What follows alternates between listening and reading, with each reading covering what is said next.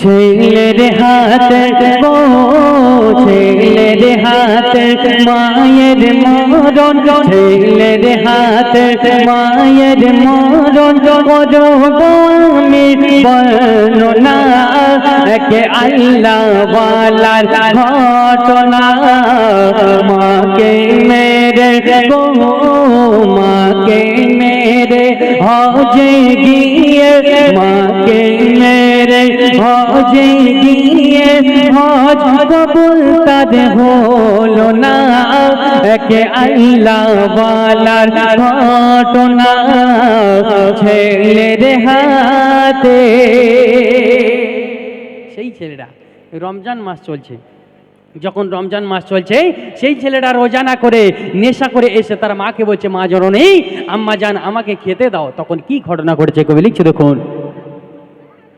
নেশা করে বাড়ি এলো ছিল যে রমজান মাহিনা, নেশা করে এলো ঘরে ছিল যে রমজান মাহিনা, মায়ের কাছে চাইলে রুটি মাঝে করে তার ভৎসনা, মাঝে করে তার ভৎসনা, রেগে গিয়ে গো রেগে গিয়ে ধাক্কা মেরে, রেগে গিয়ে ধাক্কা মেরে মাকে বলে দাও না খানা, কোনো হুঁশ তার ছিল না ছেলের হাতে। যখন সেই ছেলেটা নেশা করে এসে মাকে বলছে, মা জননী তুমি আমাকে খেতে দাও, তার মা রোজা করছে, যখন তার মা রেগে গিয়ে তাকে বকাঝকা করলো, তখন সেই ছেলেটা তার মাকে ধাক্কা মারলো। ধাক্কা মারার পরে কি হয়েছে কবি লিখছে দেখুন। সামনে ছিল চুলার আগুন, মাথাতে ওই গেল পড়ে, সামনে ছিল চুলার আগুন, মাথাতে ওই গেল পড়ে, মাঝেই তার ওই বিদায় নিল এই দুনিয়া হতে, এই দুনিয়াকে ছেড়ে।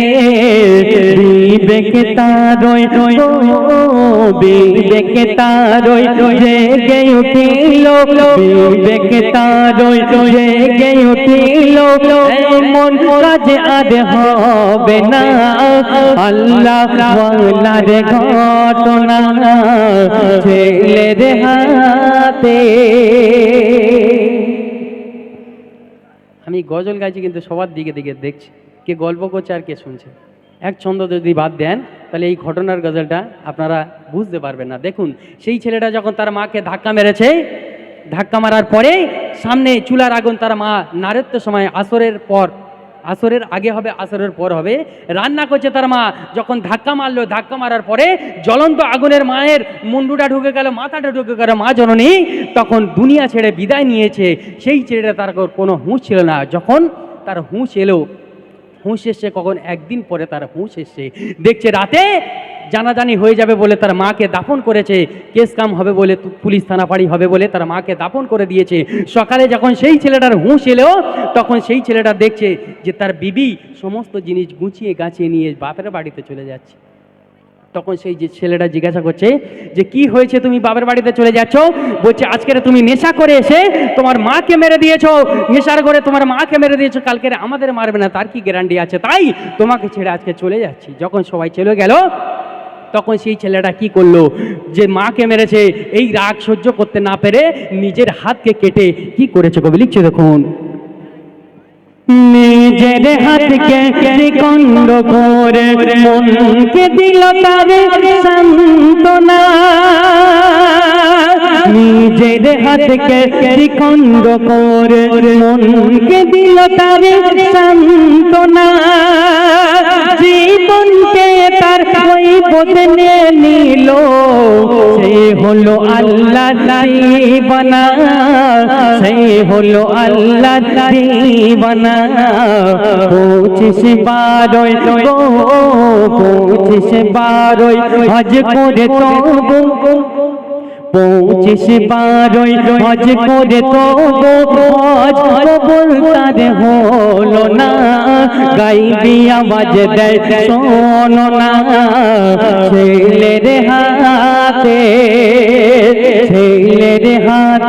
মায়ের মরণ, ছেলের হাতে মায়ের মরণ, করবো আমি বর্ণনা, কে আল্লাহ ওয়ালার ঘটনা, ছেলের হাতে। যখন সে নিজের হাতকে কেটে দিয়ে সে চলে গিয়েছে কোথায়? হজ করতে গিয়েছে। যখন হজের সিজন আসে তখন কোনো না কোনো আল্লাহর বান্দাকে দিয়ে আল্লাহ পাক বলিয়ে দেয় তোমার হজ কবুল হয়নি। 25 বার হজ করেছে, হজ কবুল হয়নি। যখন মায়ের কাছে কান্নাকাটি করছে, মায়ের কবরের কাছে কান্নাকাটি করছে, তখন মা জননী গাইবি আওয়াজে তাকে ক্ষমা করে দিয়েছে। মায়ের মন কতটা নরম, আমরা মাকে সম্মান করি না, মায়ের কদর করি না, মায়ের ভালোবাসা আমরা বুঝি না। আজকের আমরা ছেলেরা বিয়ে করে বইয়ের পাল্লায় পড়ে মাকে অনেকে গালাগালি করি, মাকে অনেকে মারধর করি।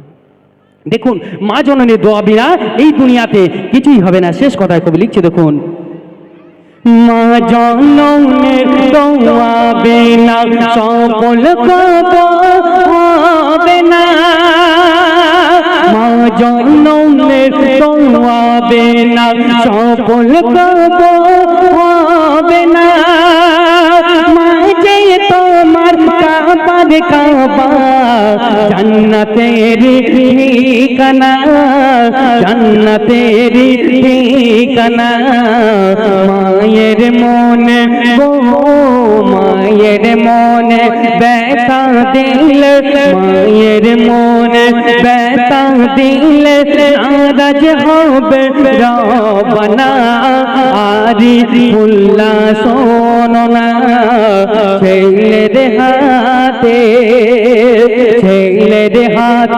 মায়ের মরণ তুমি বর্ণনা, কে আল্লাহ ওয়ালার ঘটনা, ছেলের হাতে।